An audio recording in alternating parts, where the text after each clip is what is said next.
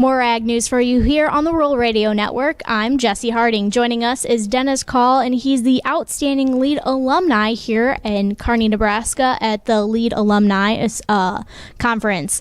So Dennis, can you tell us why you got involved in Lead to begin with? Well, I think it was because I've always been curious about leadership. That's something that I was in 4-H, and I was an ag teacher and FFA, and so leadership's always been something I've always enjoyed. And the LEAD program was an opportunity I saw where I could expand my opportunities to learn more about not only this country but other parts of the world.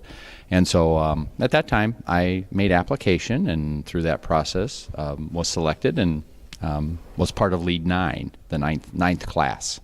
So prior to being involved in LEAD 9, what is your background going into that? My background going into LEAD 9 was, first of all, as a college grad of the UNL, I was I majored in animal science and ag education. So I started out teaching agriculture as an ag teacher.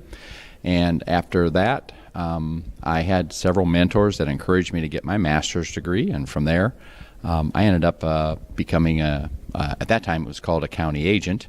And I was located in Colfax County in Schuyler. So what did LEAD do for you after you were able to graduate and move forward? What did that do for your career or maybe as a person? Wow, it did a lot really for me. The opportunity to be exposed to different cultures, different environments in large cities, agriculture in other states. And then the second year of our study travel, when we had that chance, a year after the Berlin Wall came down, we had an opportunity to be in both Western Europe and Belgium, that area, and then we had the opportunity to go into East Germany and Czech Republic and Republic of Slovakia. And that was just an eye-opener for me, just to realize what communism was and how closed it was, and to hear the stories of families and farmers, and then after that for years you watch, and even today watch, to see how the economy develops in countries that were under a dictatorship control and then didn't really have an opportunity to choose their occupation or to buy land or any of that type of thing in agriculture. So moving forward now, you're really involved with broadband here in Nebraska. Can you tell us some more about that initiative that you're working on?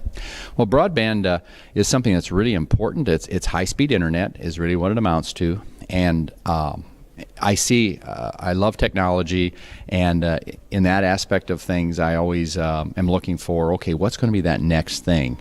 And in today's world in agriculture, we have the opportunity to monitor center pivots with cameras. We have an opportunity to use GPS and do variable rate applications, and that creates a lot of data.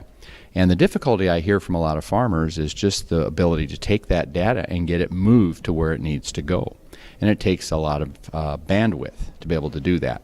So as we move forward in the future, the large cities are getting gig and that type of thing now. And in Nebraska, we're still shooting to get 10 megabits, which is a very small amount of bandwidth. So we got to keep working at it. And we need to also create an awareness to people about the potential it has, like for a business in a community, to be able to take that bandwidth and be able to do other things that they never thought they'd be able to do. You're also involved with Unite 16, which is new as well. Can you tell us about that? Well, Unite 16 is something I've, in my background, when I was finished with the LEAD program, LEAD 9, I met up with a couple of other LEAD alumni from other classes, and we had this idea that it sure be nice to get more people interested in leadership that would be kind of a precursor to the LEAD program.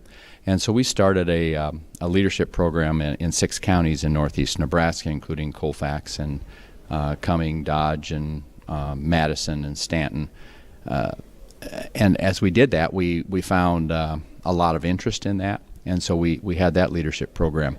Well, then I moved into Extension in Seward County about 20 years ago or so, and I'd gone and been trained in more leadership skills with communities, because I also saw that our rural communities were really in need of leaders that could help facilitate, help kind of create visions and set goals for what they'd like to see for their community to be in the future. And so I've been working with a lot of that. Unite 16 happens to be a group locally in Seward County. The license plate number is 16, and so a group 2 years ago was looking as they visited different communities thinking, we have a county seat that's named Seward, and we have a Seward County, and many times when we just use the word Seward County, people tend to block it out as that just means it's Seward, where it still could be the other communities within the region.